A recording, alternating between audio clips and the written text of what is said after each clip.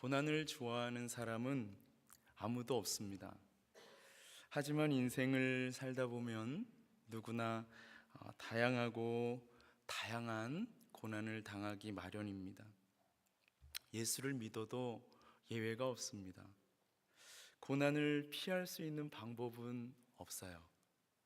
심지어 하나님은 의도적으로 우리의 성숙을 위해서 고난을 사용하신다는 것을 여러분은 아십니까?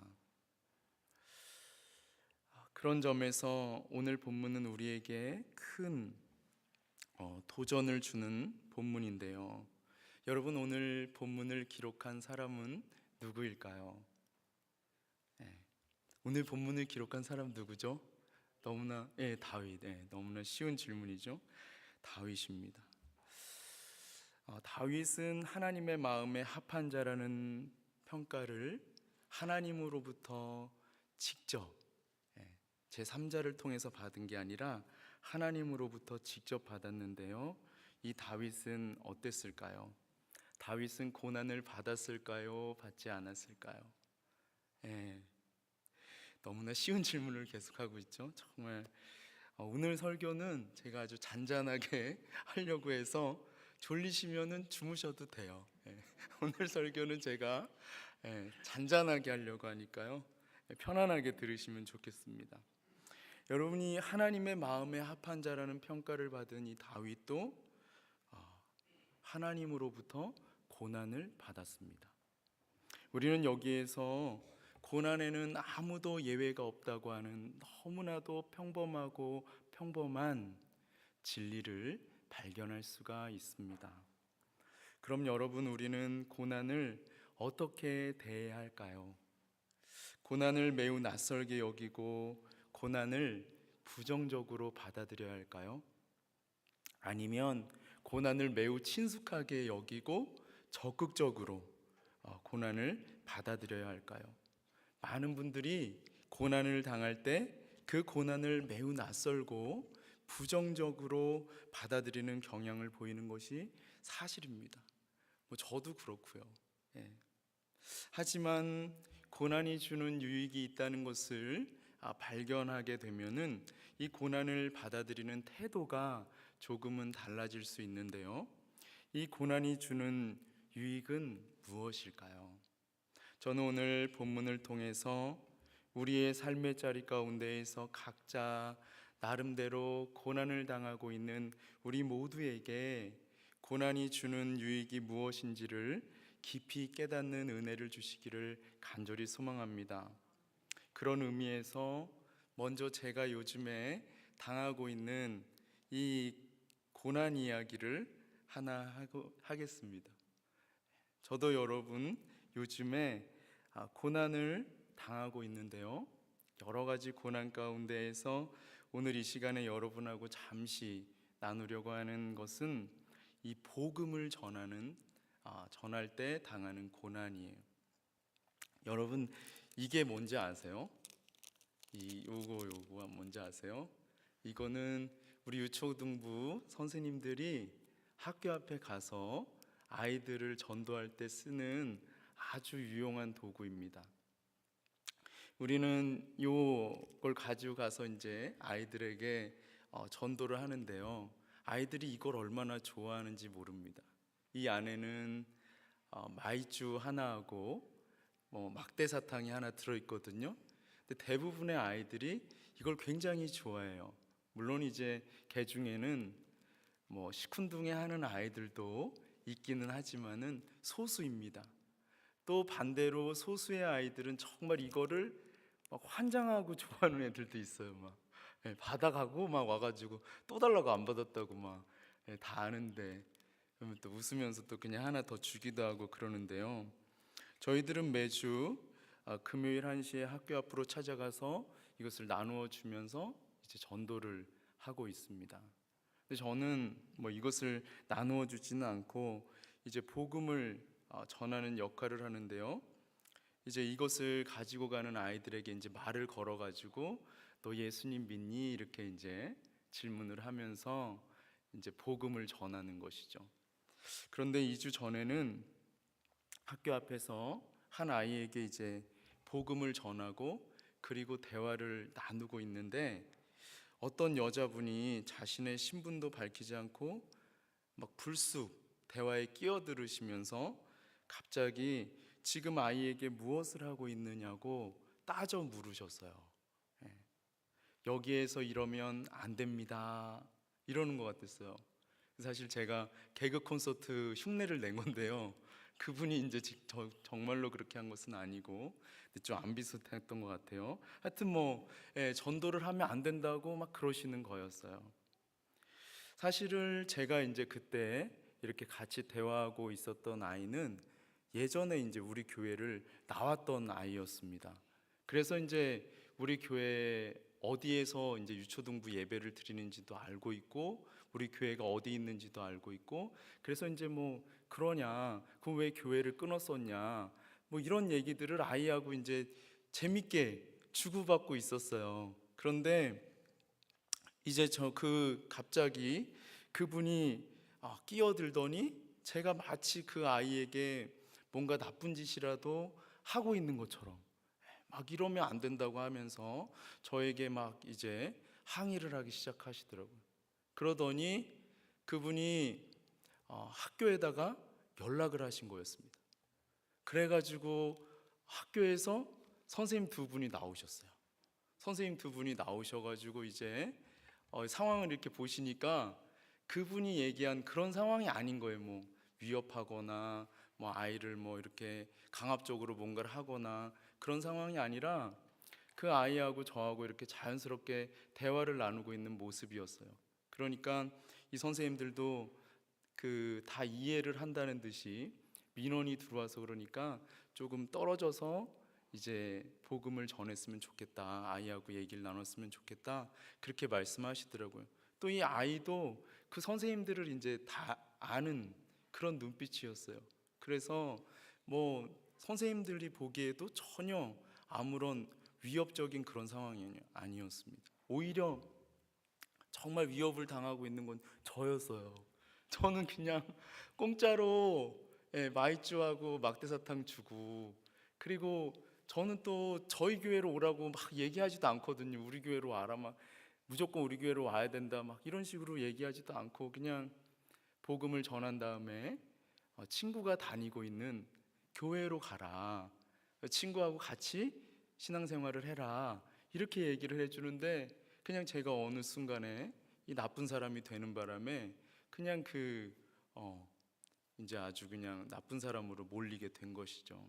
여러분, 요즘은요 정말 이 복음을 전하기가 굉장히 힘든 것 같습니다. 아니, 정말로 힘든 상황이 되어버렸어요. 예. 그렇다고 해서 여러분, 이 전도를 포기할 수는 없잖아요, 그죠? 계속 전도를 해야 합니다. 학교 앞이라고 하는 그 자리를 양보할 수는 없어요.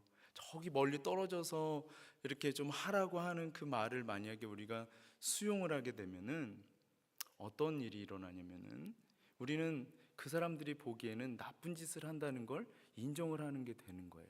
아이들에게 뭔가 해로운 것을 하고 있기 때문에 떳떳하지 못하다는 것을 우리 스스로 인정하게 되는 것입니다. 그러므로 그 자리를 포기하면 안 되거든요.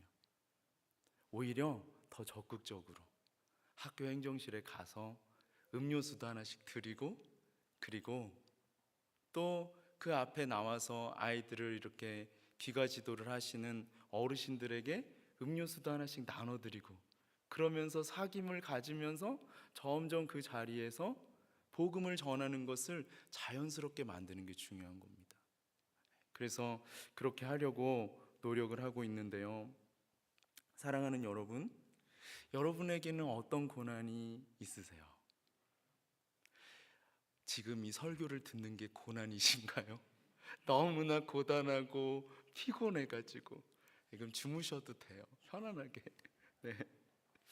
여러분은 지금 무엇 때문에 가슴 아파하면서 힘들어하고 있습니까?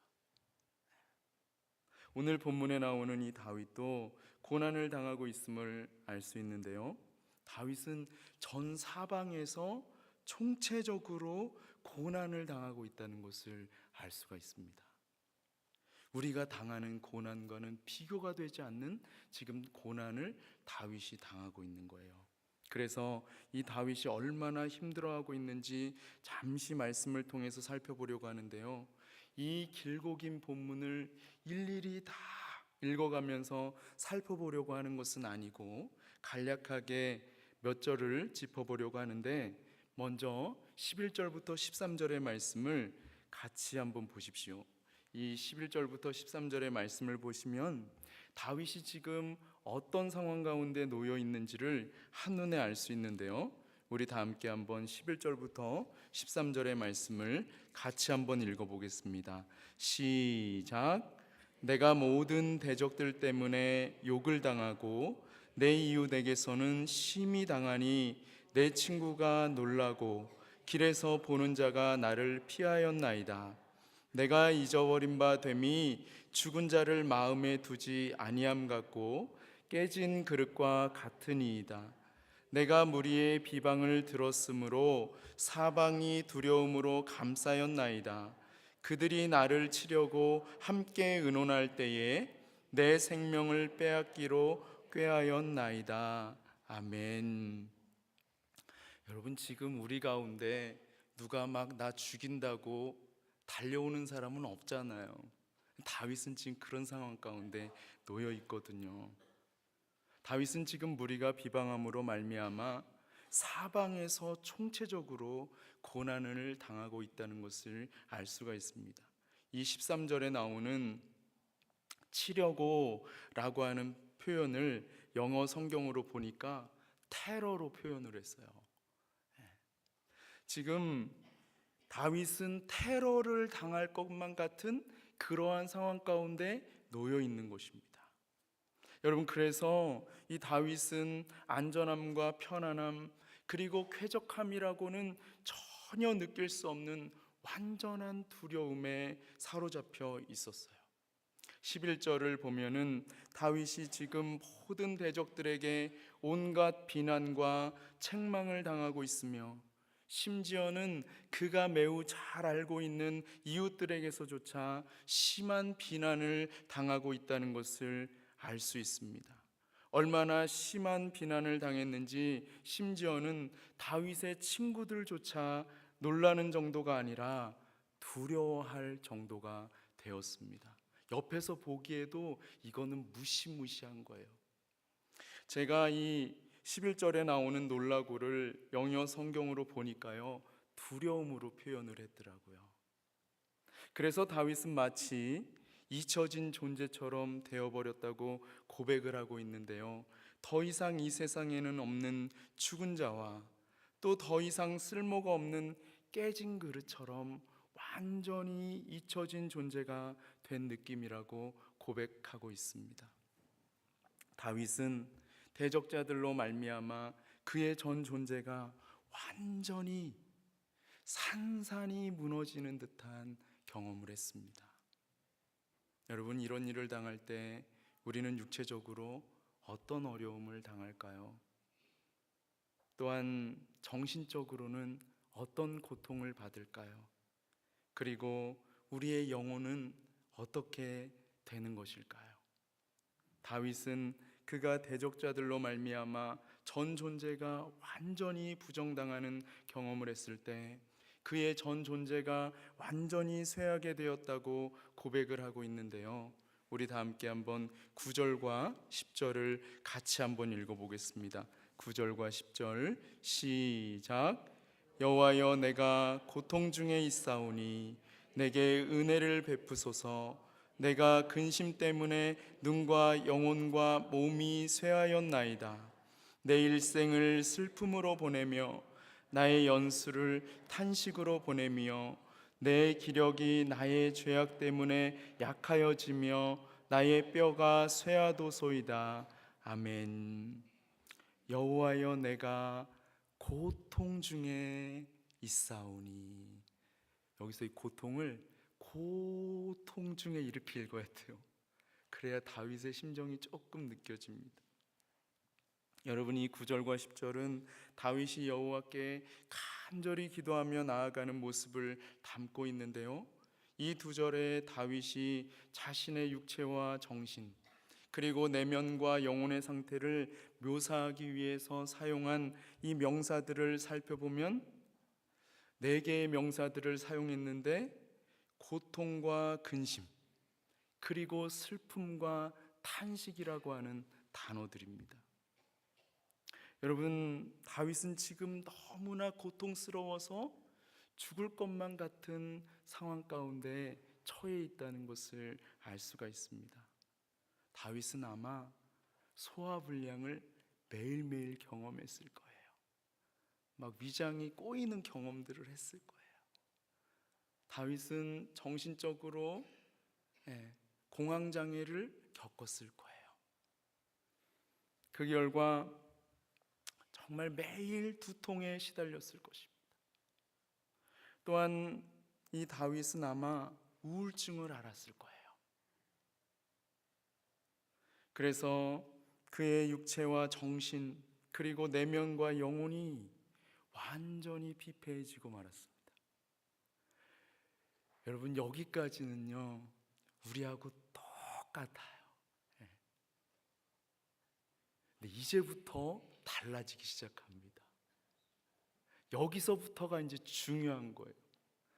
여기까지는 뭐 우리가 다 겪는 거예요. 우리도 힘들면은 두통도 겪고 소화불량도 겪고 막 속이 뒤틀리는 경험도 하고 막 극심한 스트레스 받기도 하고 막 힘들기도 누가 다 하죠. 근데 이제부터는 달라지는 것입니다. 다윗은 우리와 다른 반응을 보이는 것을 볼 수가 있어요. 여러분, 다윗은 이렇게 다윗을 대적하는 자들로부터 당하는 고난으로 말미암아 극심한 고통을 당하는 것으로 끝이 났을까요? 끝이 났습니까? 그냥 그 극심한 고통을 당하고 끝났을까요? 아니죠. 그럼 여러분, 다윗은 어떻게 했을까요? 다윗은 자신에게 온 이 고난이라는 것을 하나님께 나아가는 도약의 발판으로 사용했습니다. 바로 여기에 이 다윗의 위대함이 있는데요. 왜냐하면은 저와 같은 대부분의 사람들은 다윗처럼 이렇게 고난이라는 것을 하나님께 나아가는 도약의 발판으로 사용하지 못하기 때문이에요. 대부분의 사람들은 고난이 찾아올 때 하나님이 살아계시다면은 하나님을 이렇게 잘 믿고 있는 나에게 왜 이런 어려운 일을 허락하시는 거야? 라고 하는 이 회의적인 의문 앞에서 다 무너져 버리고 마는 것입니다. 몸이 먼저 무너지는 것으로 시작해서 정신이 무너지고 마음이 무너지며 영혼까지 완전히 무너져 버리고 마는 것을 볼 수가 있어요. 여러분, 아직 우리가 생명의 위협은 안 당해 봤잖아요. 다윗은 지금 생명의 위협을 당하고 있다니까요. 하지만 다윗은 달랐습니다. 다윗은 오히려 그의 인생 가운데 하나님께서 허락하신 이 고난을 통해서 하나님께 더 가까이 나아갈 수가 있었어요. 이것이 바로 경건의 비밀인데요.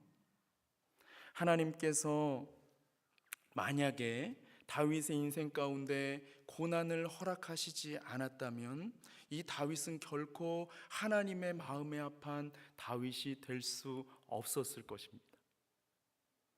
이해가 되세요? 하나님께서 다윗의 인생 가운데 고난을 허락하셨기 때문에 다윗은 하나님의 마음에 합한 자라고 하는 칭함을 하나님으로부터 받게 되었다는 것입니다. 그래서 이 다윗은 고난을 대하는 자세가 수동적이거나 부정적이지 않고 적극적이었으며 긍정적이었는데요. 다윗은 시편 23편 4절에서 고난을 대하는 적극적이고 긍정적인 자세를 이렇게 표현했습니다. 내가 사망의 음침한 골짜기를 두려워하지 않을 것은 주께서 나와 함께 하시기 때문입니다. 주의 지팡이와 막대기가 그 모든 고난과 역경 속에서 나를 완벽하게 보호해 주셨습니다. 다윗은 이 사망의 음침한 골짜기라고 하는 고난을 통과하는 가운데 그 고난의 자리에서 함께 하시는 하나님을 인격적으로 깊이 만나는 경험을 했습니다. 그 결과 다윗은 고난을 대하는 태도가 부정적인 자세에서 긍정적인 자세로 바뀌었으며 수동적인 자세에서 적극적인 자세로 바뀌었는데요. 여러분, 도전이 되지 않으세요? 그러면 다윗은 고난으로 말미암아 어떤 유익을 얻게 되었을까요? 오늘 본문만 보더라도 다윗은 고난을 통해서 너무너무 많은 유익을 얻게 되었다는 것을 알 수가 있는데요. 간략하게 몇 가지만 살펴보려고 합니다. 저는 이제부터 여러분이 너무나 잘 알고 있는 평범한 이야기를 할 거예요. 저는 여기서 뭔가 새로운 어떤 것을 여러분에게 말씀드리지 않을 것입니다. 하지만 다윗은 이것을 실천적으로 알고 있었기에 오늘 머리로만 알고 있는 저와는 차원이 완전히 다른 삶을 살 수가 있었습니다.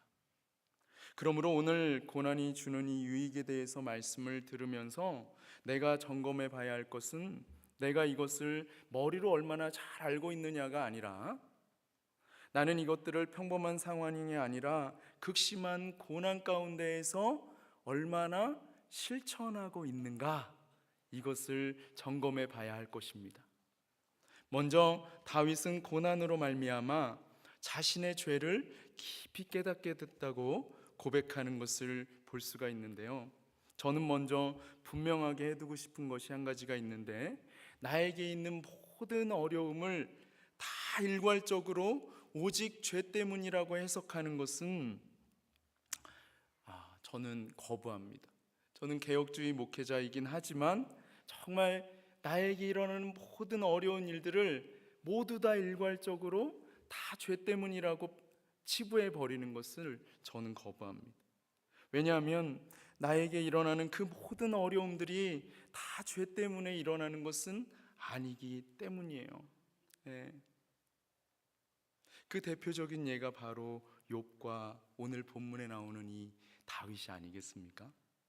하지만 그럼에도 불구하고 어떤 고난은 죄 때문에 주어지는 것을 부인할 수가 없습니다. 그래서 오늘 다윗은 10절에서 고난으로 말미암아 죄를 발견하게 되었다고 고백하는 것을 볼 수가 있는데요. 우리 다 함께 다시 한번 10절을 같이 한번 읽어보겠습니다. 시작.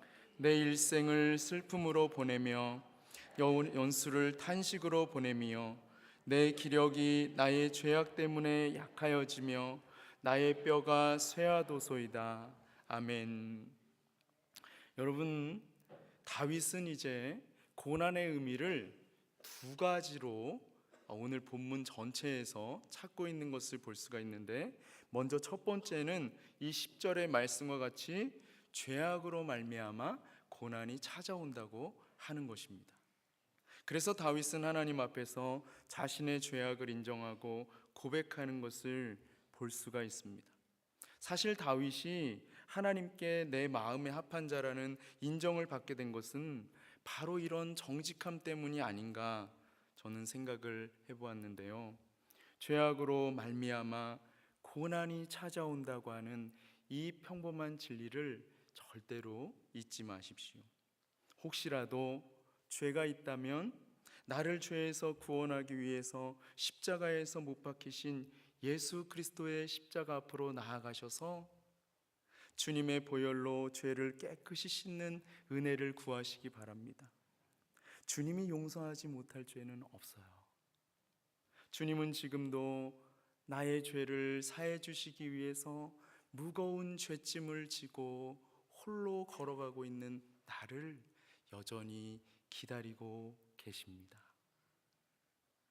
다음으로 두 번째는 오늘 본문 전체에서 다루고 있는 내용으로서 다윗을 변함없이 사랑하시는 신실하신 하나님께서 오늘 다윗에게 고난을 허락하셨다고 하는 것입니다. 사랑하는 여러분, 이게 어떻게 말이 될 수가 있을까요? 하나님이 나를 변함없이 신실하게 사랑하시는데 어떻게 나에게 고난을 허락하실 수가 있을까요? 여러분, 또 그런 분들이 계시더라고요. 이렇게 나도 하나님처럼 이렇게 내 자녀를 키울 때는 좀 이렇게 좀 혹독하게 이렇게 키울 거라고 그러면서 이제 아주 이런 하나님의 기이한 사랑법을 막 이렇게 대입해가지고 자녀를 키우시는 분들이 있는데요. 그것은 한쪽 면만 보는 거예요. 그렇지가 않습니다. 그렇게 했을 경우에 자녀들이 받게 되는 한쪽의 상처가 또 굉장히 커집니다. 그래서 이것은 여러분 우리가 이해할 수 있는 그런 것이 아니에요. 우리는 도저히 이해할 수 없는 하나님의 사랑법이라고 하는 것입니다. 그래서 이것은 제가 볼 땐 그렇습니다. 정말 함부로 우리의 삶의 자리 가운데 하나님께서 사용하신 이런 방법을 막 적용하려고 하면 안 된다는 거예요. 아무리 나의 자녀라고 할지라도, 아무리 나보다 낮은 지위에 있는 사람이라고 할지라도 함부로 이런 것을 막 이렇게 적용하면 안 된다는 것입니다. 여러분, 그러면 이것을 우리가 어떻게 이해할 수 있을까요? 왜 하나님께서는 의인의 고난을 허락하시는 것일까요? 하나님은 우리가 생각하는 것보다 훨씬 더 정교하게 이 세상을 설계해 놓으셨고, 그리고 지금도 통치하고 계세요. 우리가 생각하는 것보다 훨씬 더 하나님의 통치는 복잡하고 아주 정교합니다. 여러분, 그래서 하나님께서는요, 악인의 형통을 허용하시고 의인의 고난을 허용하심으로써 세상을 통치해 나가시는데요, 굉장히 역설적이에요. 악인의 형통을 허용하시고 의인의 고난을 허용하심으로써 세상을 통치해 나간다. 이것 사실 세상에선 들을 수 없는 이야기거든요. 완전히 세상의 논리하고는 반대되는 이야기이기 때문에, 그래서 우리 대부분은 하나님께서 악인이 형통하게 되는 것을 허용하시고 의인이 고난받는 것을 허용하실 때 그 하나님의 통치 방법을 이해하지를 못합니다. 받아들이지를 못하고 수용하지를 못하고 하나님께 손가락질을 하면서 때로는 소리 지르는 것을 볼 수가 있어요. 하나님 어떻게 나한테 이러시냐고. 아닌 것 같죠? 화난 일 한번 당해보세요. 안 그러고 봐이시나. 다 그렇게 돼요. 여러분, 하지만 하나님은 악인을 형통하게 하심으로써 반드시 악을 서슴없이 행하는 그 죄인을 철저하게 심판하시는 것을 볼 수가 있는데요, 이것이 무슨 말이냐면 악인이 형통하게 되는 것은 의인이 고난을 당하지 않고는 결코 성립할 수가 없는 것입니다. 악인은 악인이기 때문에 의인을 괴롭히는 짓을 할 수밖에 없어요. 의인을 그리고 괴롭히고 되게 좋아합니다. 우리 주변에 그런 분들 있죠. 막 이렇게 나보다 좀 힘없는 사람 괴롭히고 막 고소해하고 막 되게 좋아하는 분 없어요? 없으세요? 갑질이라는 말 있잖아요. 갑질. 오죽하면 그런 말이 나오고, 지금도 모 항공사는 그 문제로 인해서 굉장히 지금 지탄을 받고 있지 않습니까? 여러분, 그래서 의인이 고난을 당할 때에 이 악인은 자기가 형통하고 있다는 것을 기뻐하고 있을지는 몰라도 하나님은 악인을 심판하기 위한 칼을 갈고 계시다가 그때가 되면은 하나님은 사정 봐주시지 않고 무참하게 악인을 심판해 버리십니다. 여러분, 이것은 오고 오는 역사 속에서 계속해서 반복되었던 이야기예요. 여러분, 즉 우리를 변함없이 사랑하시는 이 신실하신 하나님께서 우리의 삶에 고난을 허락하시는 이유는 악인을 심판하시되 철저하게 심판하시기 위함이라는 것입니다. 그래서 19절에서부터 이제 24절에서 이제 다윗은 이것에 대해서 말씀을 하고 있는데요. 결론적으로 한번 우리 다 함께 23절을 같이 한번 읽어보겠습니다. 23절 시작. 너희 모든 성도들아 여호와를 사랑하라. 여호와께서 진실한 자를 보호하시고 교만하게 행하는 자에게 엄중히 갚으시느니라. 아멘. 교만하게 행하는 자에게 엄중히 갚으시느니라. 여러분, 고난이 주는 두 번째 유익은요, 너무나 역설적인 것인데요, 그것은 바로 고난을 통해서 하나님을 진정으로 신뢰하는 법을 배우게 된다고 하는 것입니다. 14절에서 다윗은 고난이 진행되고 있는 상황 속에서도 여전히 하나님을 신뢰하고 있다는 놀라운 고백을 하는 것을 볼 수가 있는데요, 우리 다 함께 한번 14절을 같이 한번 읽어보겠습니다. 다시 한번 14절 같이 한번 읽어보겠습니다. 시작. 여호와여, 그러하여도 나는 주께 의지하고 말하기를 주는 내 하나님이시라 하였나이다. 아멘. 여러분이 다윗은 극심한 고난 가운데 있을 때, 다시 말하면 생명을 위협하는, 죽임을 당할 수밖에 없는 어떤 그러한 극심한 고난 가운데 처해 있을 때에 하나님을 신뢰하는 법을 배우고 익히고 훈련했어요. 여러분, 배를 항해하는 선장이 아무리 이론적으로 완벽하게 배를 어떻게 항해하면 되는지를 다 배웠다고 할지라도 실제로 거친 바다 속에 나아가서 실제로 그 거친 바다와 싸우면서 배를 직접 운행해 나갈 때 그 항해자는 비로소 거친 바다 속에서 어떻게 배를 운행하는 것인지를 실제적으로 배우게 되는 것이죠. 여러분, 그것처럼 하나님을 신뢰한다는 것은 편하고 등 따스울 때 배울 수 있는 것이 아니라 인생 가운데 견디기 힘든 고난과 역경이 찾아왔을 때에 그 고난의 바다 한가운데에서 비로소 배우고 익히고 훈련할 수 있는 것입니다. 그래서 여러분, 여기 어르신들이 참 많은데 우리 어르신들의 신앙을 요즘 젊은 사람들이 절대로 못 따라가요. 왜냐하면 그 모진 역경과 고난 속에서 다져진 신앙이시기 때문에 우리처럼 이렇게 편안하게 신앙생활을 한 애들하고는 차원이 다른 것이죠. 그 깊이가 다른 거예요. 여러분, 그러므로 고난을 두려워하지 마십시오.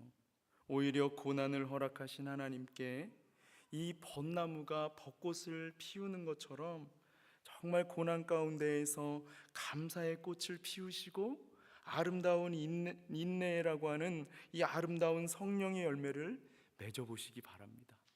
제가 이 벚꽃을 보는데 그런 생각이 들더라고요. 저 벚꽃은 봄철에 저렇게 아름다운 꽃을 피우는데 나는 나의 인생에서 하나님 앞에 어떤 꽃을 피우고 어떤 열매를 맺고 있나, 그런 생각을 한번 해보게 되었습니다.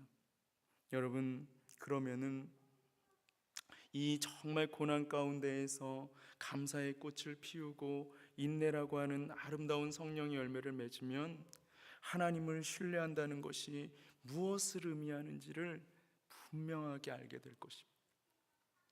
여러분, 다윗은 이 고난과 역경의 바다 한가운데에서 하나님을 신뢰한다는 것이 무엇을 의미하는지를 분명하게 알았습니다.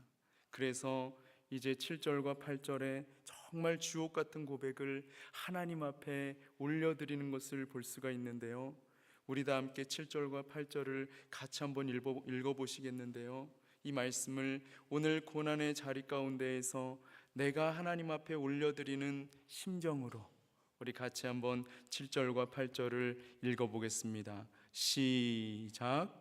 내가 주의 인자하심을 기뻐하며 즐거워할 것은 주께서 나의 고난을 보시고 환난 중에 있는 내 영혼을 아셨으며 나를 원수의 수중에 가두지 아니하셨고 내 발을 넓은 곳에 세우셨음이니이다. 아멘. 사실이 오늘 본문 말씀의 하이라이트, 그러니까 이 시편 31편의 하이라이트가 이 부분이거든요. 이 31편의 꽃 중에 꽃이라고 하는 말씀이라고 할 수 있는데, 저는 이 말씀이 정말 너무나 좋습니다.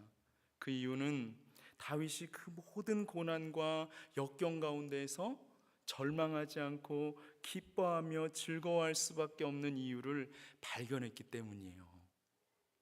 다윗이 발견한 기뻐하며 즐거워할 수밖에 없는 이유가 무엇인지를 주목하면서 우리 한 번 더 이 말씀을 같이 한번 읽어보겠습니다. 시작. 내가 주의 인자하심을 기뻐하며 즐거워할 것은 주께서 나의 고난을 보시고 환난 중에 있는 내 영혼을 아셨으며 나를 원수의 수중에 가두지 아니하셨고 내 발을 넓은 곳에 세우셨음이니이다. 아멘. 여러분, 제가 오늘 설교를 이렇게 조근조근하는 이유는요, 설교 한 편을 잘하는 게 중요한 게 아니라 다윗이 가지고 있는 이 고난을 다루는 비결을 제가 체득하고 실제 저의 삶에서 이것을 사용하는 게 중요하기 때문에 설교를 잘하는 게 중요한 게 아니라 저도 역시 오늘 본문의 말씀을 통해서 도전을 받고 배우기를 원하기 때문에 천천히 설교를 하는 거예요. 여러분, 다윗이 고난 가운데에서 기뻐하며 즐거워하는 이유는 바로 주의 인자하심 때문이라고 고백하고 있는데요, 이 인자하심을 영어로 하면은 steadfast love라는 것입니다. 즉 변함없는 사랑이라는 뜻이에요. 변함없는 사랑. 다윗은 고난 가운데 있을 때에 역설적으로 다윗을 변함없이 사랑하시는 하나님을 발견했는데요, 와, 놀랍지 않습니까? 그래서 다윗은 기뻐하고 즐거워하지 않을 수가 없었어요. 그 모든 고난이 막 이렇게 막 사방에서 에워싸며 막 짓누를 때 거기에 눌리지 않고 팍 이겨낼 수 있었던 즐거움과 기쁨이 하나님의 변함없는 사랑에 있었다고요. 그 사도 바울이 누가 우리를 그리스도의 사랑에서 끊으리요, 쫙 얘기하는 거 아닙니까, 여러분? 영적 거장들만 가지고 있는 거예요.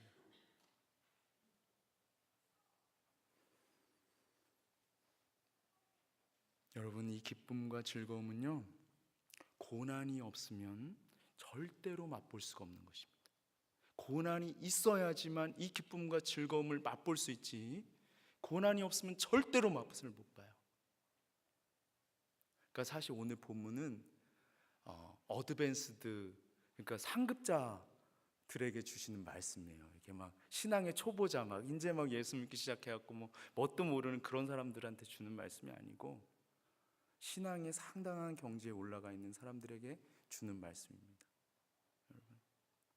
그러므로 사망의 음침한 골짜기를 통과하는 가운데 그 음침한 사망의 골짜기에서 함께 하시는 하나님을 경험한 이 다윗처럼 사망의 음침한 골짜기를 걸어가는 것을 두려워하지 마시고 오히려 그 사망의 음침한 골짜기 가운데에서도 여전히 함께 하시는 하나님의 변함없는 사랑을 경험하는 기회로 삼으십시오.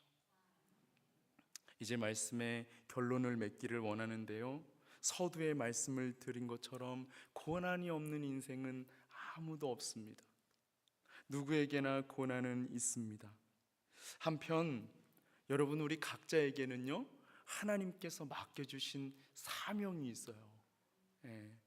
그런데 문제는요, 고난 가운데에서 대부분이 다 하나님께서 우리에게 맡겨주신 사명을 이루고 성취해 나가는 게 아니라 다 무너지고 만다는 것입니다.